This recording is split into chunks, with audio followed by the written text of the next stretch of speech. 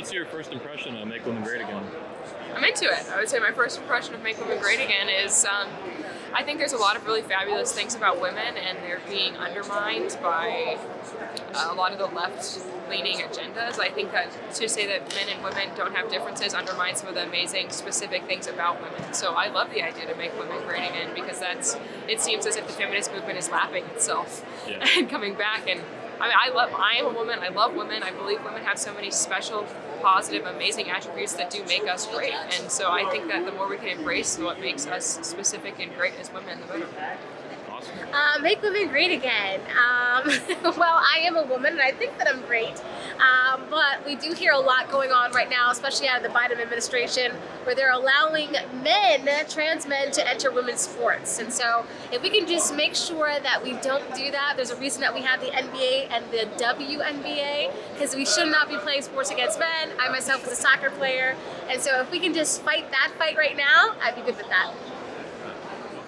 Well, I think that the first step is realizing and admitting to the fact that there are only two genders, and there's a lot of women currently in the country who have been radicalized by radical leftist feminism into, being feminazis. And I remember I did a semester once at a women's college, just one semester, because, conservatives, it's just not a good idea to go to women's colleges. A lot of the women there just lose touch with femininity, and they're brainwashed by these concepts of a million different gender types, and it's really diminishing the nuclear family, and also too what it really means to be a woman. So hopefully we can restore some sanity here in America. Absolutely love it, but to make that happen, we got to get rid of ridiculous things like the Equality Act from Joe Biden, because that is literally creating a glass ceiling for women that we did not have before, but now we have men in our bathrooms taking our scholarships and in our sports. And that's not something that I want. So first things first, you're wearing a Make Women Great Again hat. What was your first impression of that, and how do you feel about that?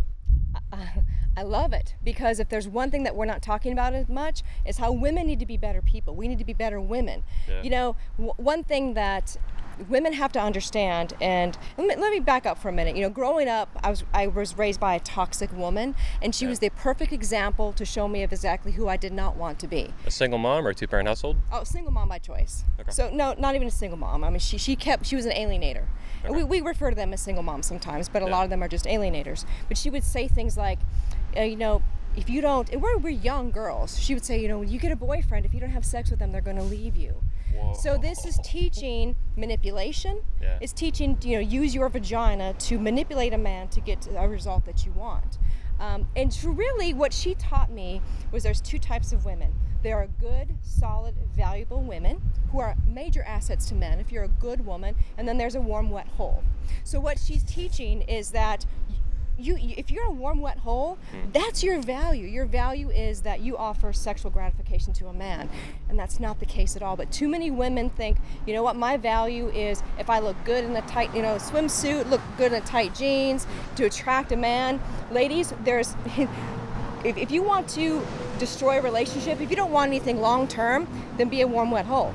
If you want to be a valuable woman with something to offer, you guys, a good woman can really catapult a man, can be a good resource for a man. So when I saw this hat, honestly, I'm like, you know what?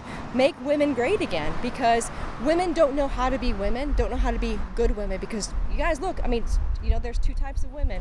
You got to be the right type. Now, where do you think that kind of ideology came from? Warm, wet hole, this kind of stuff. Is that feminism? Is that cultural Marxism? Do you have an opinion on the source of where that came from in American culture?